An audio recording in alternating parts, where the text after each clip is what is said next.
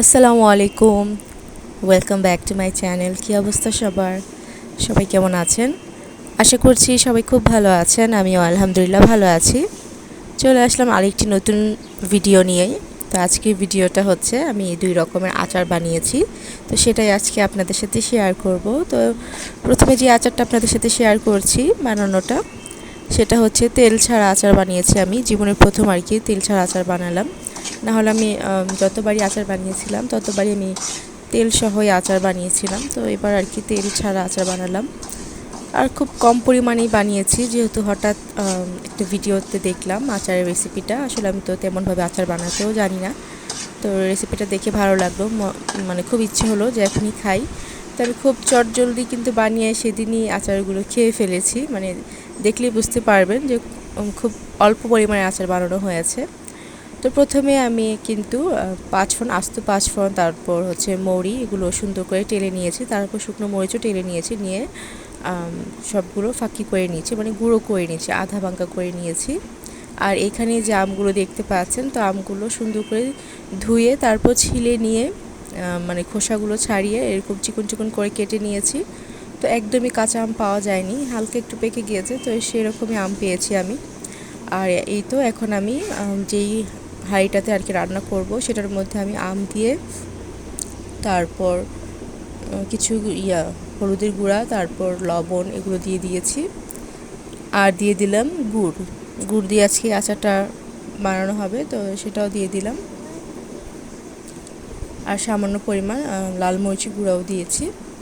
দিয়ে এখন এটাকে ভালো করে নেড়ে চেড়ে চুলোটা অন করে দিব। তো চুলোটা অন করার সাথে সাথে গুড়গুলো গলা শুরু হয়ে যাবে।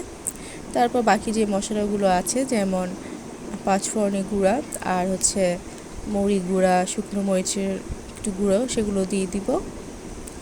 তো দেখতে থাকুন আপনারা। তো এই তো আমার আচারের গুড়গুলো কিন্তু গলতে শুরু করে দিয়েছে, দেখতেই পাচ্ছেন। আর এই আচারটা অসম্ভব মজার হয়েছিল, আমার তো খুব ভালো লেগেছে। এই আচারটা মানে একদম ওই যে কক্সবাজারের যে প্যাকেটের আচারগুলো আছে না, আমের আচার, সেই রকম হয়েছে আচারটা একদমই। তো আমটা যদি একটু মানে আরও হতো, কি বলে, আঠিটা যদি একটু শক্ত হতো তাহলে সেরকমই হয়ে যেত। তো এই আমের আঠিগুলো শক্ত ছিল না, যার কারণে ওই শক্ত মানে প্যাকেটে যে শক্ত আচারগুলো হয় সেই রকম আর কি হয়নি, কিন্তু টেস্টটা সেই রকমই লেগেছে। তো এই তো কথা বলতে বলতে আচার কিন্তু বানানো একদমই শেষ। দেখতে পেয়েছেন খুব ইজি ওয়েতে আমি আচারটা বানিয়েছি। আর গুড়গুলো যখন গলা শুরু হয়ে গেছে তখন আমি আমার যে গুঁড়ো মশলাটা আছে সেটা কিন্তু দিয়ে দিয়েছিলাম। তো সেটা দিয়ে যখন আমটা ভালোভাবে সেদ্ধ হয়ে গিয়েছে, মানে বুঝতেই পারবেন, আপনি একটু টেস্ট করে দেখবেন হাতে নিয়ে, যে যখন দেখলাম যে একদম হয়ে গিয়েছে, তো যে এই পর্যায়ে আর কি হয়ে গেল, তো তখন চুলো থেকে নামিয়ে নিলাম। আর এই তো খুব অল্প পরিমাণে কিন্তু বানিয়ে নিয়েছি, যেহেতু তেল ছাড়া আচার আমার খুব খেতে ইচ্ছে করছিল। তো আমরা কিন্তু এক বসাতে আমাদের ঘরে সবাই আমরা খেয়ে ফিনিশ করে ফেলেছি। তো আমার কাছে এটা খুবই ভালো লেগেছে, আপনারা অবশ্যই এটা ট্রাই করে দেখবেন। আর যারা বানাতে পারেন তারা তো জানেনই এটা কত মজার একটা আচার।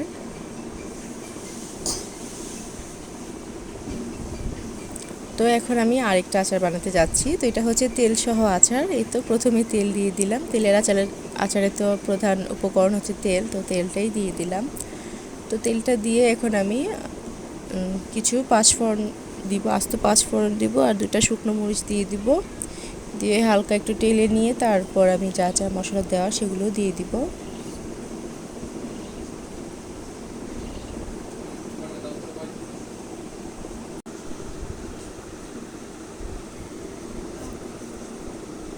তো এই তো সুন্দর করে নেড়ে চেড়ে নিচ্ছি।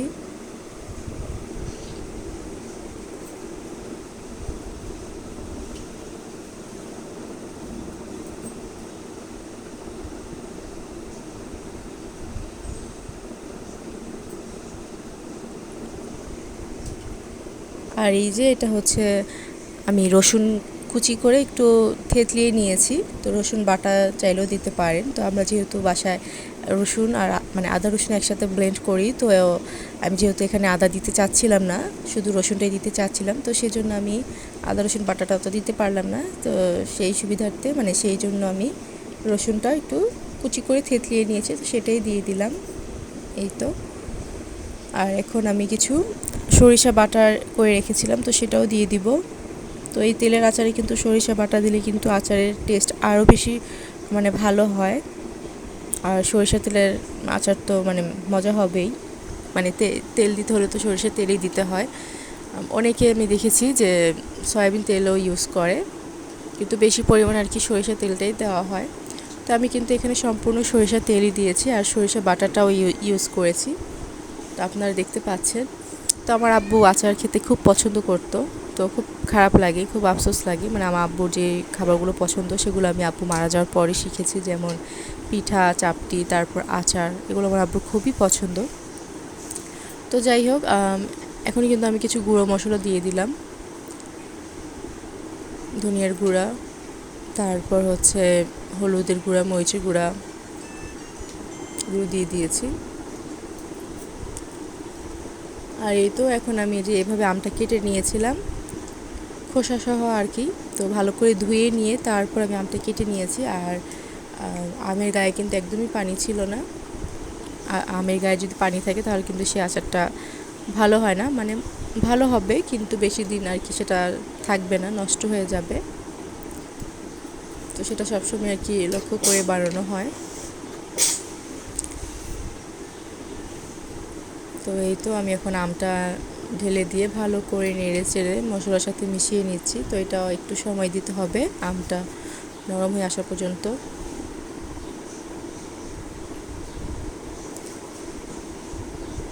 তো এখন তো এটা পুরোটাই কাঁচা, আমটা যখন একদম সিদ্ধ হয়ে আসবে, এই তো এখন কিন্তু অর্ধেক সিদ্ধ হয়ে এসেছে। তো এটা আরও হওয়া বাকি আছে। আর এই তো আমি এখন গুড়গুলো দিয়ে দিলাম। আজকে 2টা আচারই আমি গুড় দিয়ে বানিয়েছি, আপনারা চাইলে চিনি দিয়েও বানাতে পারেন। গুড় দিয়ে বানালে আচারের টেস্টটা বেশি ভালো হয়।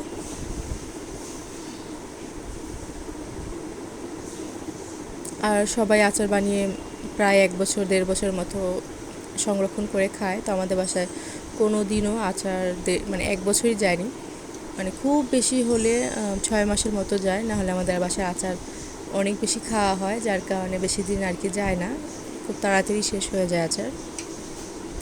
তো এখানে আমি কিন্তু গুঁড়ো মশলাগুলো দিয়ে দিলাম, 5 ফোড়নের গুঁড়ো, তারপর শুকনো মরিচের গুঁড়ো, এগুলো দিয়ে দিয়েছি। তো আমি কিন্তু লবণে দিয়েছিলাম।